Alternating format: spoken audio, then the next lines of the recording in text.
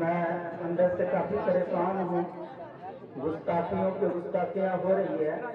لیکن آپ نے کبھی سنا ہوگا، توجہ چاہوں گا سجن بھائی آپ سے خصوصی طور پہ،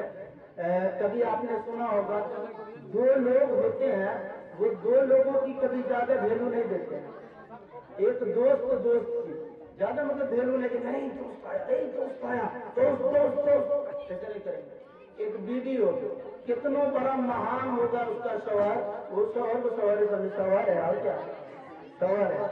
اگلا آدمی کہتا ہے مفتی صاحب، مولانا صاحب، ماسٹر صاحب، انجینئر صاحب، ڈاکٹر صاحب، وہ لوگ گھبراتے ہیں، لیکن بیوی جو ہوتی ہے وہ کہے گا ہاں مفتی صاحب، ہاں ڈاکٹر صاحب، وہ نارملی لیتی ہے، اور وہ زیادہ یہ نہیں دیتی۔ دوست کی جو ہے نا اتنی بے تکلفی ہوتی ہے کہ وہ بے تکلفی میں تھوڑا سا کمی بھی کر جاتا ہے، اور شوہر بیوی میں بھی اتنی نہ بے تکلفی ہو جاتی ہے، آپ ماسٹر رہیے کہ ڈاکٹر رہیے کہ کلکٹر آپ رہیے کہ ٹرکٹر رہیے، بیوی آپ کو سمجھے کہ ہاں شوہر، اگلا آدمی آپ کو بہت بڑا سمجھے گا۔ ایک لکھا ہوا ایک جگہ پڑھا میں نے اس کتاب میں کیا، ایک بہت بڑے بزرگ تھے، بہت بڑے بزرگ تھے، ان کی بیوی جو تھی وہ تھوڑا صحیح مزاج کی نہیں تھی،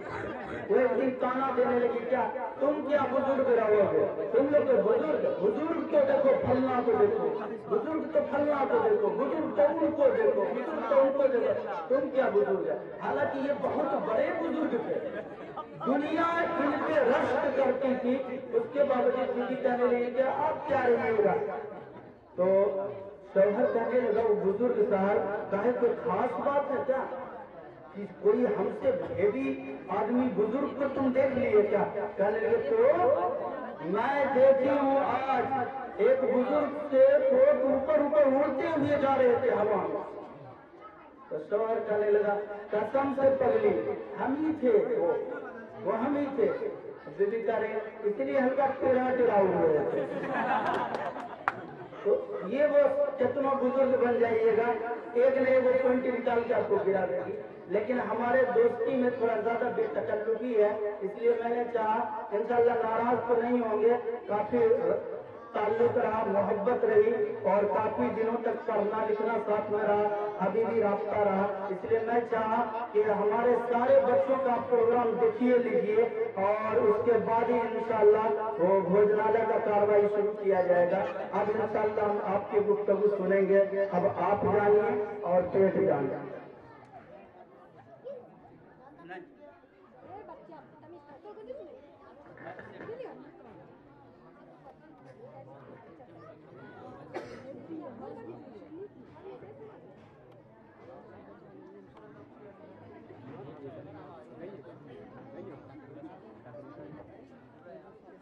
ماں اور بہنوں سے خاص کر کے گزارش ہے، ہماری انسلٹ نہ ہونی چاہیے کہ مفتی صاحب کا جب بیان کا وقت آیا تو سارے لوگ سیڑھی سے سرکنے لگتے، اس لیے ہم انشاءاللہ سنیں گے۔ مفتی صاحب کو اچھا تاثر ملنا چاہیے کہ مفتی نعمت صاحب کے گھر گئے تو بچوں میں، گارجینوں میں، ماؤں میں، بہنوں میں بڑا سلیقہ رہا، جب گفتگو کیے تو دل جمی کے ساتھ بیٹھ کے سنی، اور تھوڑی بہت بھوک میں 19-20 ہوتی رہتی ہے، شادی بیاہ میں کبھی کبھی بول دیتا تھا بارات آنے کے بعد چلے گا، بیٹھو جھک مارو، بار بار گھر جائیے آئیے کنٹینی کیجیے پکے لیو ہے وہاں ابو بول رہا 13 بجے بارات ہے، تو وہاں ہم سہ جاتے ہیں، ہم اپنے بزرگ کی بات سننے کے لیے تھوڑا سا ایڈجسٹ کریں گے انشاءاللہ، پھر اس کو شوق سے سنیں گے انشاءاللہ۔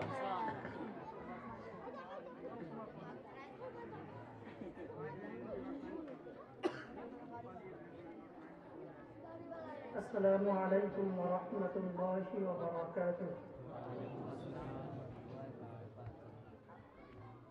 الحمد للہ رب العالمین والعاقبۃ للمتقین والصلاة والسلام على سید الانبیاء والمرسلین، اما بعد فاعوذ باللہ من الشیطان الرجیم، بسم اللہ الرحمن الرحیم، اقرأ باسم ربك الذي خلق، خلق الإنسان من علق، اقرأ وربك الأكرم الذي علم بالقلم، علم الإنسان ما لم يعلم. وقال النبي صلى الله تعالى عليه وسلم طلب العلم فريضة على كل مسلم، أو كما قال عليه الصلاة والسلام. صدق الله مولانا العظيم وصدق رسوله النبي الكريم. اسٹیج پر رونق افروز علماء کرام اور تمام ٹیچرز اور تمام مہمانان عظام اور پردہ نشی، میری مائیں اور بہنیں اور طلباء اور طالبات، آج کا یہ خوبصورت پروگرام اختتامی اور انعامی، میں بہت شکر گزار ہوں اپنے برادران اور اپنے عزیز دوست مفتی نعمت اللہ صاحب کا کہ حضرت والا نے مجھے اس ناچیز کو اس خوبصورت پروگرام میں حاضری کی سعادت دی اور مجھے یہاں بلایا. میں نے دیکھا اور پروگرام کو سماعت کیا. معلوم ہوتا ہے کہ جس طرح مفتی صاحب ہر فن مولا ہے، اسی طرح انہوں نے اپنے بچوں کو بھی ہر فن مولا بنایا کہ قرآن کریم کی تلاوت کروا لیجیے، نعت پڑھوا لیجیے، نظم پڑھوا لیجیے یا اور حدیث مبارکہ پڑھوا لیجیے اور اس کا ترجمہ اور اس کی تفسیر کروا لیجیے. طلباء نے ہر ایک پروگرام کو پیش کیا. میں بہت بہت مبارکباد دیتا ہوں مفتی صاحب کو اور ان کے بھائی کو اور تمام طلباء کو، تمام طالبات کو اور تمام طلباء اور طالبات کے گارجین اور ان کے والدین کو اور تمام لوگ جو یہاں اس خوبصورت پروگرام کو دیکھنے کے لیے، سماعت کے لیے، سمجھنے کے لیے، بوجھنے کے لیے یہاں حاضر ہوئے، ان سب کے لیے سب کو میں مبارکباد پیش کرتا ہوں. دیکھیے، یہ پروگرام ایک علمی پروگرام اور دینی پروگرام ہے جس کی مناسبت سے میں چند گزارشات اور چند باتیں عرض کرنے کی سعادت حاصل کروں گا کہ یہ اتنا اچھا موقع اور اتنی سعادت والی گھڑی اور خوبصورت موقع پھر ملے نہ ملے. اس لیے میں نے قرآن کریم کی آیت کریمہ پڑھی اور ایک حدیث مبارکہ تلاوت کی. اللہ تبارک و تعالی نے آقائے نامدار تاجدار مدینہ احمد مصطفیٰ صلی اللہ علیہ وسلم کو اللہ تبارک و تعالی نے جو شریعت عطا فرمائی، جو قانون عطا فرمایا،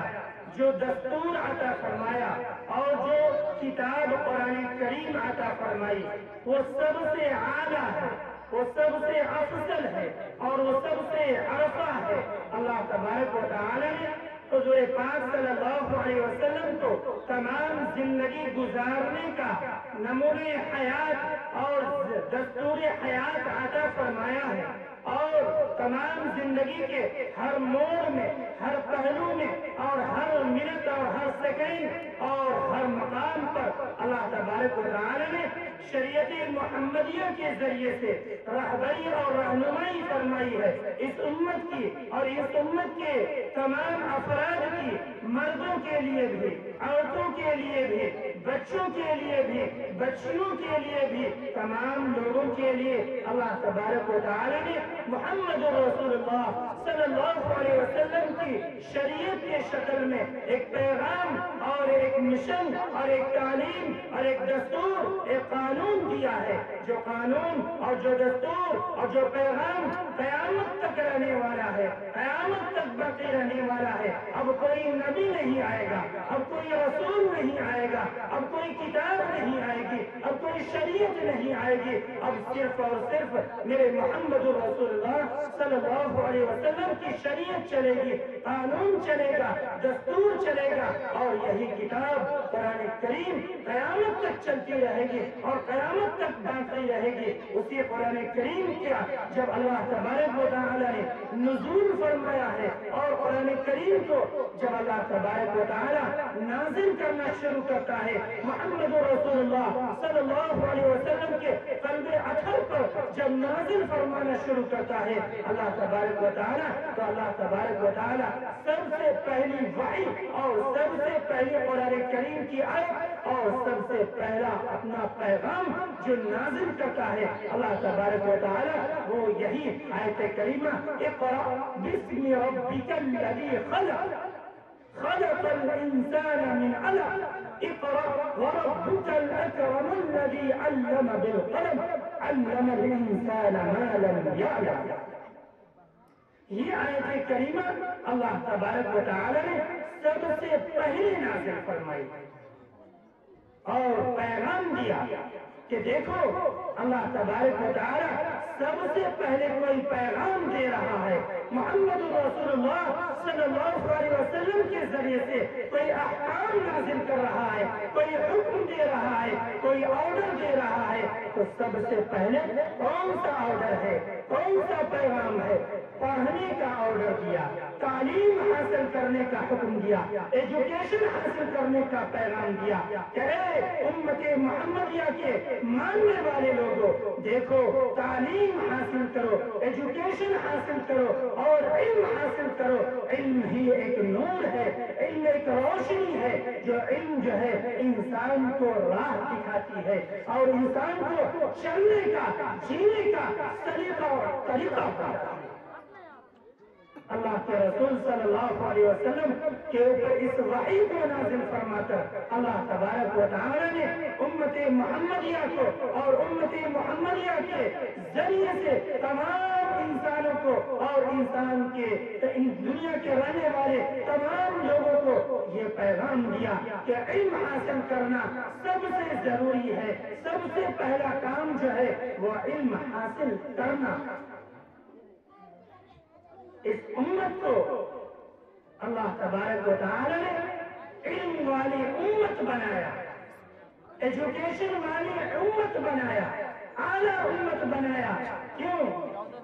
پہلی امتیں علم والی نہیں تھی، پہلی امتیں ایجوکیشن والی نہیں تھی، جاہل قوم کہا گیا۔ قرآن کریم نے ان کو بیان کیا کہ پچھلی امتیں جاہل قوم تھی، جہالت ان کے اندر بھری ہوئی تھی، ان کے اندر نہ جینے کا طریقہ تھا، نہ کھانے کا طریقہ تھا، نہ ان کے پاس سونے کا طریقہ تھا، نہ ان کے پاس چلنے پھرنے کا طریقہ تھا، نہ ان کے پاس اور چیزوں کا طریقہ اور دستور تھا، اس لیے وہ جاہل قوم تھی۔ اللہ تبارک و تعالی نے اس قوم کو پڑھی لکھی قوم بنایا اور اس قوم کو اللہ تبارک و تعالی نے سب سے پہلے کوئی پیغام دیا، تو پڑھنے کا پیغام دیا، علم حاصل کرنے کا پیغام دیا اور اپنے آپ کو اعلیٰ ایجوکیشن حاصل کرنے کا پیغام دیا۔ اللہ کے رسول صلی اللہ علیہ وسلم نے اپنی حدیث مبارکہ میں بھی فرمایا طلب العلم فریضۃ علی کل مسلم، کہ تمام مسلمانوں کے اوپر علم کا حاصل کرنا فرض ہے۔ اس امت کا ہر فرد، نوجوان ہو یا بوڑھا ہو یا بچہ ہو یا عورت ہو یا مرد ہو یا لڑکیاں ہو، سب کے لیے اللہ کے رسول صلی اللہ علیہ وسلم نے فرمایا کہ علم کا حاصل کرنا ان کے اوپر فرض ہے۔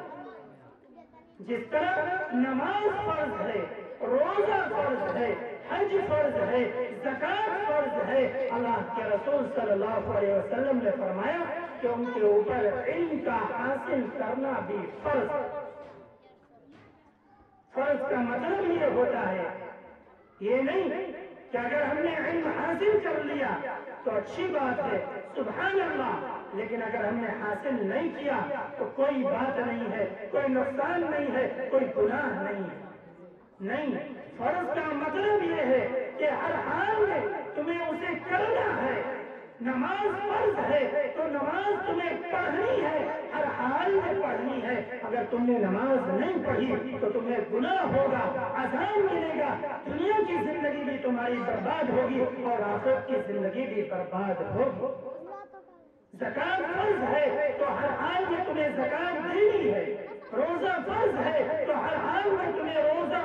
رکھنا ہے۔ حج فرض ہے تو ہر حال میں تمہیں حج ادا کرنا۔ اسی طرح فرمایا کہ تمہارے اوپر علم فرض ہے تو علم کو بھی تمہیں حاصل کرنا ضروری ہے۔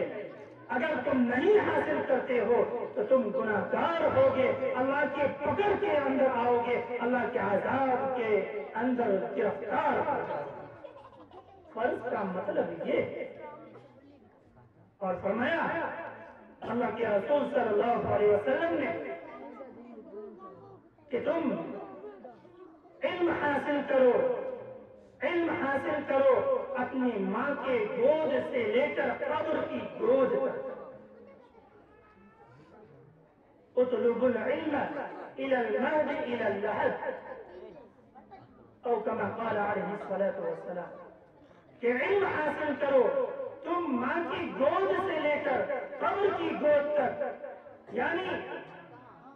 علم حاصل کرنے کی کوئی عمر نہیں ہوتی۔ بچہ ہے تو بچے سے علم حاصل کرے، جوان ہے تو جوانی میں علم حاصل کرے، بوڑھا ہے تو بڑھاپے میں علم حاصل کرے، مرنے کے قریب ہے، پیر اس کے قبر میں لٹکے ہوئے ہیں، اس وقت بھی وہ علم حاصل کر سکتا ہے اور کرنا چاہتا ہے۔ اور یہی پر بس نہیں، اللہ کے رسول صلی اللہ علیہ وسلم نے ایک حدیث مبارکہ میں فرمایا اطلبوا العلم ولو بالسین، کہ اگر تم علم حاصل کرو اگرچہ تمہیں چین کیوں نہ جانا پڑے، چین جا کر بھی اگر تمہیں علم حاصل کرنا پڑے تو تم چین چلے جاؤ اور وہاں جا کر بھی علم حاصل کرو۔ یہ حدیث مبارکہ معلوم ہوا کہ شریعت محمدیہ کے اندر علم حاصل کرنے، ایجوکیشن حاصل کرنے، تعلیم حاصل کرنے کی بھرپور تعلیمات اور پیغام دیا گیا کہ ہر حال میں تعلیم حاصل کریں، وہ تعلیم دینی ہو یا دنیاوی ہو، ہر تعلیم کو حاصل کریں۔ حدیث مبارکہ میں دینی اور دنیاوی تعلیم کی کہیں فرق نہیں ہے۔ اللہ کے رسول صلی اللہ علیہ وسلم نے فرمایا وہ تعلیم، وہ علم حاصل کرو جو تمہارے لیے نفع بخش ہو، جو تمہارے لیے فائدہ مند ہو، جو تمہاری نسلوں کے لیے، تمہاری اولادوں کے لیے اور تمہارے خاندان در خاندان کے لیے جو نفع بخش ہو جائے، فرمایا وہ تعلیم حاصل کرو۔ لیکن آج دنیاوی تعلیم کا رجحان تو بڑھا ہے کہ لوگ اپنے بچوں کو دنیاوی تعلیم، عصری تعلیم دلوا رہے ہیں اور دلوانے کی ہر کوشش کرتے ہیں، اس میں بھی ابھی کمی ہے اور کوشش ہونی چاہیے۔ لیکن افسوس، سد افسوس کہ دینی تعلیم سے ماں باپ کا، گارجین کا اور عورتوں اور مردوں کا اپنے بچوں کو دینی تعلیم دلوانے کا رجحان اور وہ خواہش اور وہ تمنا اور وہ جذبات یہ ماند سد پڑ رہے ہیں، یہ مٹ رہے ہیں، ختم ہو رہے ہیں۔ ہم سوچ رہے ہیں، ماں باپ یہ سوچ رہے ہیں کہ ہم دنیاوی تعلیم، اسکول کی تعلیم، ہائی ایجوکیشن، اعلیٰ تعلیم ہم دلوائیں گے تو ہمارا نام ہوگا، ہماری نمبری ہوگی، معاشرے میں لوگ کہیں گے فلانے کا بیٹا ڈاکٹر ہے، فلانے کا بیٹا انجینئر ہے، فلانے کا بیٹا فلاسفر ہے، فلانے کا بیٹا یہ ہے وہ ہے، لیکن یہ نہیں سوچتے کہ ہم اپنے بیٹے کو ساری تعلیم، دنیاوی تعلیم، اعلیٰ تعلیم دلوا رہے ہیں، لیکن دینی تعلیم سے محروم کر کے ہم اس کو مسلمان کے دائرے میں رکھ رہے ہیں اور اس سے باہر کر رہے ہیں۔ بڑے درد کے ساتھ میں کہنا چاہتا ہوں، اس لیے کہ مجھے بڑی خوشی ہوئی جو اسٹوڈنٹس اسکول کے ہیں، میٹرک اور انٹر کے ہیں، بی اے کے ہیں، وہ طلبہ ہو یا طالبات ہو، انہوں نے جو یہ دینی تعلیم حاصل کی ہے، قرآن کریم کو سیکھا ہے، احادیث مبارکہ یاد کی ہے، اور نعت اور دیگر چیزیں جو ہے اپنے سیروں کے اندر تقریروں کو محفوظ کیا، سیرت پر تقریر ہوئی، مجھے بڑی خوشی ہوئی سن کر، اور بڑی میرے جذبات نے مجھے للکارا کہ ان بچیوں نے ایسی ایسی تقریر یاد کی ہے اور ایسے اتنی محنتیں کی ہے، اور یہ مختصر سے وقت میں گھنٹے 2 گھنٹے کا وقت یہاں دے کر اتنا بڑا کارنامہ انجام دیا ہے۔ کہا جاتا ہے، مثل مشہور ہے، قطرہ قطرہ دریا شود، کہ قطرہ قطرہ دریا ہوتا ہے، بوند بوند پانی جمع کیا جائے تو دریا بن جاتا ہے۔ روزانے کے 1 گھنٹے کی محنت ان لوگوں کے اوپر یہ اثر انداز ہوئی کہ اتنا بڑا انہوں نے کارنامہ انجام دیا ہے کہ سورہ رحمان کو یاد کر لیا، سورہ یاسین کو محفوظ کر لیا، جس کے بارے میں اللہ کے رسول صلی اللہ علیہ وسلم نے فرمایا کہ میری تمنا یہ ہے، میری خواہش یہ ہے کہ میری امت کا ہر فرد، ہر مرد اور عورت کے سینے کے اندر، اس کے دل کے اندر سورہ یاسین محفوظ ہونی چاہیے۔ اللہ کے رسول صلی اللہ علیہ وسلم نے فرمایا کہ میری یہ تمنا اور میری خواہش ہے، میرا دل یہ چاہتا ہے کہ میرے ہر امتی کے اور ہر مومن اور مومنہ کے دل کے اندر سورہ یاسین محفوظ ہونی چاہیے۔ وہ کام ان بچیوں نے کیا۔ سورہ رحمان جو قرآن کریم کی سب سے خوبصورت اور بڑی انوکھے انداز کی صورت ہے، قربان چاہیے، حدیث مبارکہ میں آتا ہے کہ اللہ تبارک و تعالیٰ جب جنت کے اندر ساری جنتیوں کو داخل فرما دے گا، سارے ایمان والوں کو جنت کے اندر داخل فرما دے گا، تو اللہ تبارک و تعالیٰ جنتی لوگوں سے سوال کرے گا، ساری نعمتوں کو دینے کے بعد، ساری انعامات کو اور ساری باغوں کو، بہاروں کو، ساری چیزوں کو اللہ تبارک و تعالیٰ جنت کے اندر جنتیوں کو عطا فرما دے گا۔ اس کے بعد اللہ تبارک و تعالیٰ سوال فرمائے گا کہ ذرا بتاؤ تو صحیح کہ اور کوئی نعمت تمہاری باقی رہ گئی جس نعمت کا وعدہ تم سے کیا گیا تھا دنیا کے اندر، اور وہ نعمت تمہیں نہ ملی ہو۔ جنتی لوگ خوش ہو کر کہیں گے، یا پروردگار، یا رب ذوالجلال، اللہ تبارک و تعالیٰ نے دنیا کے اندر جتنا وعدہ ہم سے کیا تھا ساری نعمتیں ہمیں مل گئی، ساری نعمتیں ہمیں عطا ہو گئی، اور اب نعمتوں کی ضرورت ہمیں نہیں ہے، ہم بہت خوش ہیں اللہ تبارک و تعالیٰ سے، ہم بہت خوش ہیں، اور رب ذوالجلال کا بہت ہم شکریہ ادا کرتے ہیں۔ اللہ تبارک و تعالیٰ کی ساری نعمتیں پوری ہوئی، لیکن پروردگار فرمائے گا کہ نہیں، تمہاری ایک نعمت باقی ہے، جو یہ ساری نعمتیں جنت کی پھیکی پڑ جائیں گی، ساری نعمتیں جنت کی ایک طرف، لیکن وہ صرف اور صرف ایک نعمت ایک طرف، وہ سب سے اعلیٰ اور سب سے بہتر وہ نعمت ہے۔ فرمایا وہ نعمت کیا ہوگا؟ روایتوں کے اندر آتا ہے، بعض روایت سے ذکر کیا جاتا ہے، لوگ بیان کرتے ہیں، کہا جائے گا کہ جاؤ علماء سے معلوم کرو، اپنے عالم سے اور مفتیان کرام سے معلوم کرو جا کر کہ وہ کون سی نعمت ہے جو باقی رہ گئی ہے، جس کا اللہ تبارک و تعالیٰ ہم سے سوال کر رہا ہے کہ بتاؤ وہ کون سی نعمت ہے۔ لوگ جائیں گے، معلوم کریں گے، تو کہا جائے گا کہ وہ ایسی نعمت ہے جو ساری نعمتوں سے اعلیٰ افضل اور بہتر ہے. فرمائیں گے کہ وہ نعمت جو ہے اللہ تبارک و تعالیٰ کا دیدار ہے. جنتی لوگوں کو اللہ تبارک و تعالیٰ کا دیدار کرایا جائے گا. وہ ایسی نعمت ہوگی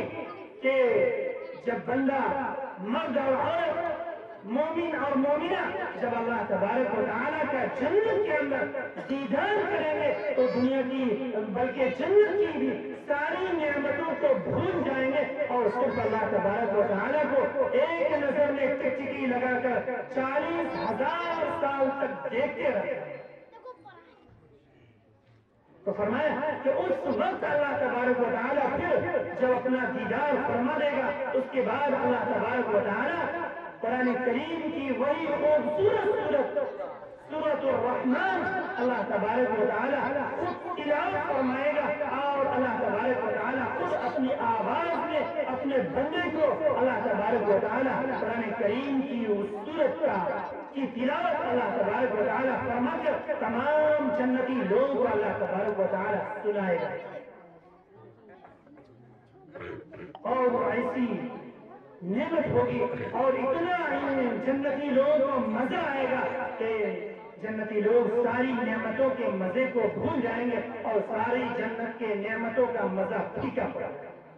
تو وہ سورۃ الرحمن کو ان بچیوں نے اپنے سینے کے اندر محفوظ کیا, اپنے دل کے اندر محفوظ کیا ہے. اللہ تبارک و تعالیٰ ان لوگوں کے ان بچیوں کو کی زندگی کے اندر بھی اللہ تعالیٰ جو ہے کامیابی اور کامرانی عطا فرمائے اور دنیا کی زندگی کو بھی کامیاب اور کامران بنائے اور آخرت کی زندگی کو بھی کامیاب اور کامران بنائے. میں آپ سب لوگوں کو مبارکباد بھی دیتا ہوں اور آپ سے درخواست کرتا ہوں اور تمام گارجین سے اور تمام والدین سے میں درخواست کرتا ہوں کہ اپنے بچوں کو دنیاوی تعلیم دلانے کے ساتھ ساتھ دینی تعلیم بھی ضرور دلائیں. یہ وقت کی ضرورت ہے, حالات کا تقاضا ہے, جو ہمارے ملک کے حالات ہیں اور تمام ممالک اور تمام دنیا کے حالات ہیں. آج مسلمانوں کے ایمان کو چھیننے کی کوشش کی جا رہی ہے. مسلمانوں مرد اور عورت کے ایمان کو متزلزل کیا جا رہا ہے کہ اس کے اندر سے ایمان کو کیسے نکال دیا جائے, ایمان کو کیسے چھین لیا جائے اور ان کی آنے والی نسلیں ایمان سے محروم ہو جائے اور وہ ارتداد کا شکار ہو جائے, یعنی اسلام کو چھوڑ کر دوسرے مذہب کو اختیار کرنے پر مجبور ہو جائے. اس کی پوری پلاننگ اور اس کی پوری کوشش چل رہی ہے. تو اس کی طرح کی پلاننگ ہے, طرح کی کوششیں ہیں. اس لیے جب ہم اپنے بچوں کو دینی تعلیم اگر نہیں دیں گے, یہ بچیاں میں یقین کے ساتھ کہہ سکتا ہوں جنہوں نے اپنے سینے کے اندر سورہ یاسین کو محفوظ کیا ہے, سورۃ الرحمن کو محفوظ کیا ہے اور دیگر سورتوں کو محفوظ کیا ہے, حدیث مبارکہ کو محفوظ کیا ہے, میں یقین کے ساتھ کہہ سکتا ہوں یہ کتنی اعلیٰ تعلیم حاصل کر لیں, کتنی ان کے پاس دولت ہو جائے, کتنے عیش و آرام کے سامان مہیا ہو جائے اور کتنے ہیں لوگ دوسرے مذاہب کے لوگ ان کو لالچ دے دیں اور کتنے ان کے ایمان کو چھیننے کی کوشش کریں, ان کے ایمان کو ان کے اندر سے نکالنے کی کوشش کریں. میں یقین کے ساتھ کہہ سکتا ہوں یہ بچیاں اپنے ایمان کا سودا نہیں کر سکتی, اپنی جان کو دے سکتی ہیں, اپنی جان کو قربان کر سکتی ہیں اور یہ بچے اپنی جان کو قربان کر سکتے ہیں لیکن اپنے ایمان کا سودا نہیں کر سکتے. اس لیے اپنے بچوں کو دینی تعلیم دیجیے, اسکول کی تعلیم بھی دیجیے, اس کے ساتھ ساتھ سب سے پہلے وسلم کی سیرت کی تعلیم دیجیے تاکہ ہمارے یہ بچے کتنے بڑے منصب پر عہدے پر اور کہیں ڈاکٹر بن جائے, انجینئر بن جائے, ایڈوکیٹ بن جائے, جج بن جائے, کچھ بھی بن جائے لیکن ایمان کے ساتھ باقی رہے, مسلمان باقی رہے, مسلمان بن کر زندگی گزارے اور مسلمان بن کر اس دنیا سے جائے. آج اس کی پلاننگ چل رہی ہے, آج یہ کوشش چل رہی ہے اس حکومت کی طرح کی پلاننگ اور طرح کے قانون بنائے جا رہے ہیں تاکہ مسلمانوں کو دین سے کیسے دور کر دیا جائے, قرآن کی تعلیمات سے کیسے دور کر دیا جائے اور قرآن کے پیغامات سے کیسے دور کر دیا جائے, ایمان سے کیسے دور کر دیا جائے, بڑوں کو بھی دور کیا جائے, بچوں کو بھی دور کیا جائے. آج کے کالجوں میں اور آج کے اسکولوں میں کیا ہو رہا ہے؟ سوریہ نمسکار کروایا جا رہا ہے، بندے ماترم کہلوایا جا رہا ہے، اور نہ جانے نمسکار اور کیا کیا چیز سکھلائی جا رہی ہے۔ یہ سب کیا کیا جا رہا ہے؟ یہ سب مسلمان کے بچوں کو ایمان سے دور کرنے کی کوشش۔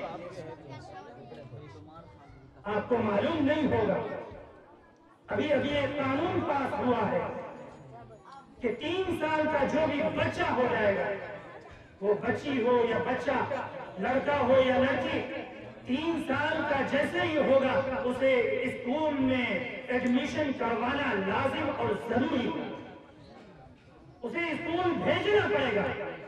3 سال کی عمر میں ہی جب ہم اپنے بچوں کو اسکول بھیج دیں گے، ذرا سوچئے پھر ہم اپنے بچوں کو تعلیم قرآن کی اور احادیث کی اور سیرت رسول کی تعلیم ہم کب دلوائیں گے؟ یہ ایک پلاننگ ہے، یہ ایک مشن ہے کہ 3 سال کی عمر میں ہی بچوں کو اسکول بھیج دیا جائے اور اس کو لازمی بھیجا جائے تاکہ ان کو قرآن کی تعلیم سے دور کر دیا جائے، احادیث کی تعلیم سے دور کر دیا جائے اور اس کو جو ہے سیرت رسول کی تعلیم سے دور کر دیا جائے۔ ہمیں سمجھنا ہے کہ ہم اپنے بچوں کو قرآن کی تعلیم دلوائیں گے، احادیث کی تعلیم دلوائیں گے سب سے پہلے، اور اس کے بعد دنیاوی تعلیم، جتنی اعلیٰ تعلیم ہم دلوانا چاہتے ہیں ہم دلوائیں گے، اپنی بچیوں کو بھی اور بچوں کو بھی دلوائیں گے۔ اس لیے کہ بچہ اگر لڑکا ایک پڑھا تو ایک فرد پڑھا، لڑکی اگر پڑھی تو ایک خاندان پڑھا۔ اس لیے کہا گیا کہ لڑکوں سے زیادہ لڑکیوں کو توجہ دینے کی ضرورت ہے کہ ہماری لڑکیاں، ہماری بچیاں تعلیم یافتہ ہو، دینی تعلیم بھی حاصل کریں اور اس کے ساتھ ساتھ دنیاوی تعلیم بھی حاصل کریں، اس لیے تاکہ ہمارے لیے وہ صدقہ جاریہ ہو۔ اللہ کے رسول صلی اللہ علیہ وسلم نے ایک حدیث مبارکہ میں فرمایا کہ اذا مات الانسان انقطع عمله الا ثلاث، کہ جب انسان مر جاتا ہے اس کے سارے اعمال کے دروازے بند ہو جاتے ہیں، لیکن 3 عمل ایسا ہے جس کا اس کے مرنے کے بعد بھی اجر اور ثواب ملتا ہے، جس میں سے ایک یہ ہے کہ وہ انسان اپنے پیچھے اپنے مرنے کے بعد اپنی اولاد کو، اپنے بچے کو، بچیوں کو نیک صالح بنا کر دینی تعلیم دے کر اس دنیا سے اگر چلا گیا تو اس کے دین تعلیم حاصل کرنے کی وجہ سے، اس کے دیندار ہونے کی وجہ سے، بچے اور بچوں کے دیندار ہونے کی وجہ سے اور ایمان پر قائم رہنے، عبادات پر قائم رہنے کی وجہ سے اللہ تبارک و تعالیٰ اس کو مرنے کے بعد بھی والدین کو اس کا ثواب عطا فرماتے رہتے ہیں۔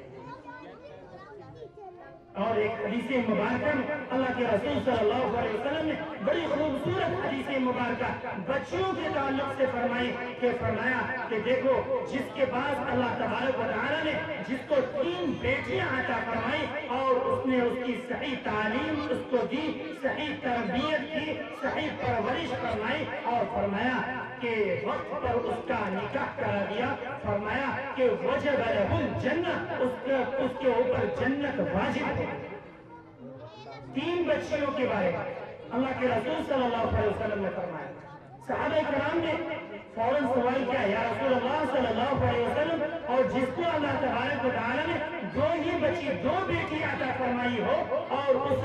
اس کے لیے آپ کی کیا خوشخبری ہے، اس کے لیے آپ کا کیا پیغام ہے؟ اللہ کے رسول صلی اللہ علیہ وسلم نے فرمایا اس کے لیے بھی وہی پیغام ہے، اس کے لیے بھی وہی مشن ہے، خوشخبری ہے کہ جس کو اللہ تبارک و تعالیٰ نے 2 بچی عطا فرمائی اور اس نے اس کی صحیح تربیت کی، صحیح تعلیم دی اور صحیح پرورش کی اور اس کا جو ہے وقت پر نکاح کرا دیا، فرمایا وجب لہ الجنہ، اس کے اوپر بھی جنت واجب ہے۔ صحابہ کرام نے پھر سوال کیا، یا رسول اللہ صلی اللہ علیہ وسلم، جس کو صرف ایک بیٹی ہو، صرف ایک بیٹی اللہ نے عطا فرمائی ہو، اس کے لیے آپ کی کیا خوشخبری ہے؟ اللہ کے رسول صلی اللہ علیہ وسلم نے فرمایا اس کے لیے بھی وہی خوشخبری ہے، وجب لہ الجنہ، کہ اس کے لیے جنت واجب ہے۔ تو یہ خوشخبری اور یہ پیغام اور یہ تعلیمات اللہ کے رسول صلی اللہ علیہ وسلم نے جو ہے اس ماں باپ کے لیے پیغام دیا، ان ماں باپ کو ایک خوشخبری دی کہ جو لوگ اپنی بچیوں کو اور اپنے بچوں کو صحیح تعلیم دیں اور صحیح تربیت کریں اور صحیح پرورش کریں اور دینی تعلیم سے آراستہ اور پیراستہ کریں تاکہ وہ کسی بھی چیز سے متاثر نہ ہو جائے، اعلیٰ تعلیم ہونے کے بعد یہ نہ سوچے کہ میں ماڈرن ہوں، میں ہائی ایجوکیشن حاصل کیا ہوا ہوں اور کی ہوئی ہوں، تو اس لیے مجھے جو ہے پردے کی ضرورت نہیں ہے، مجھے اسلام پر چلنے کی ضرورت نہیں ہے، مجھے ایمان پر باقی رہنے کی ضرورت نہیں ہے، مجھے نماز پڑھنے کی ضرورت نہیں ہے، اور مجھے جو ہے زکوٰۃ اور روزہ ادا کرنے کی ضرورت نہیں ہے، میں تو ہائی ایجوکیشن، میں ماڈرن زمانے کی ہوں، میں فری اسٹائل ہوں، یہ سمجھنے کی ضرورت نہیں ہے۔ امت مسلمہ کی ماؤں اور بہنوں اور بیٹیوں، تمہیں میں آج یہ پیغام دیتا ہوں کہ تم کتنی ہی اعلیٰ تعلیم حاصل کر لو، کتنے ہائی ایجوکیشن ہو جاؤ، کتنے ہی اللہ تبارک و تعالیٰ مال و دولت عطا کر دے اور عزت اور شہرت عطا کر دے، لیکن یہ نہ بھولنا کہ میں سب سے پہلے مسلمان ہوں، میں امت مسلمہ کی مائیں اور بہنیں ہوں، اور میں بیٹیاں ہوں، اور فاطمہ الزہرا رضی اللہ عنہا کی بہنیں اور اس کی جو ہے رشتہ دار ہوں۔ میرا تعلق امت مسلمہ حضور پاک صلی اللہ علیہ وسلم کی بیویوں سے ہمارا تعلق جڑتا ہے، آپ کی بیٹیوں سے ہمارا تعلق جڑتا ہے، ہماری نسبت اور ہمارا نسب نامہ امت مسلمہ کی ماؤں اور بہنوں کا نسب نامہ حضور پاک صلی اللہ علیہ وسلم کی بیٹیوں سے، فاطمہ الزہرا سے، زینب سے اور رقیہ سے اور کلثوم سے جڑتا ہے۔ اس بات کو ہم نہ بھولیں، اس بات کو یہ اپنے دلوں کے اندر ہر وقت، ہر موڑ پر، ہر زندگی کے ہر پہلو میں ہم اس بات کو یقین کر کے اور سمجھ کر کے اور انمول موتی سمجھ کر کے جو ہے اس کو اپنی زندگی میں اپنائے رہیں اور اس پر عمل کرتے رہیں۔ اس لیے جو ہے ہائی ایجوکیشن ہو جائے، دولت ہو جائے، ثروت ہو جائے، مالدار ہو جاؤ، لیکن جو ہے اپنے آپ کو یہ نہ بھولو کہ ہم مسلمان ہیں، ہم سب کچھ بعد میں ہیں، سب سے پہلے ہم مسلمان ہیں۔ تو میں اپنی انہی چند باتوں کے ساتھ میں پھر اپنے دل کی گہرائی کے ساتھ مفتی نعمت اللہ صاحب کو بہت مبارکباد دیتا ہوں، اور تمام بچیوں کو اور بچوں کو اور تمام ان کے گارجین کو اور تمام جتنے بھی لوگ یہاں آئے ہوئے ہیں اور اس بستی کے پپرول بستی کے تمام لوگوں کو میں مبارکباد دیتا ہوں۔ اس بستی کے اندر آج اس پرفتن دور میں اور اس ماحول میں بھی اللہ تبارک و تعالیٰ اتنا بڑا کام مفتی نعمت اللہ صاحب سے لے رہا ہے کہ ان بچیوں کے دلوں کے اندر ایمان کو اور تعلیمات کو، قرآن کریم کی صورتوں کو، احادیث مبارکہ کو ان کے دلوں کے اندر محفوظ کر رہے ہیں اور ان کی زندگی کو کامیاب اور کامران بنا رہے ہیں، اور ان کی آنے والی نسلوں کو بھی جو ہے ایمان کی سلامتی کا ذریعہ اور ایمان کے اوپر باقی رہنے کا ذریعہ اور ایمان کی اور قرآن کریم کی تعلیمات کی اشاعت کا ذریعہ بنا رہے ہیں۔ اللہ تبارک و تعالیٰ نعمت اللہ صاحب کو اور ان کے تمام بچوں کو اور بچیوں کو اور ان کے والدین کو اللہ تبارک و تعالیٰ اس کا بدلہ دنیا کے اندر بھی عطا فرمائے اور آخرت کے اندر بھی عطا فرمائے، دنیا کے اندر بھی عزت عطا فرمائے اور آخرت کے اندر بھی عزت عطا فرمائے۔ اللہ تبارک و تعالیٰ ہم سب کو کہنے سننے سے زیادہ عمل کی توفیق عطا فرمائے۔ وآخر دعوانا ان الحمد للہ رب العالمین۔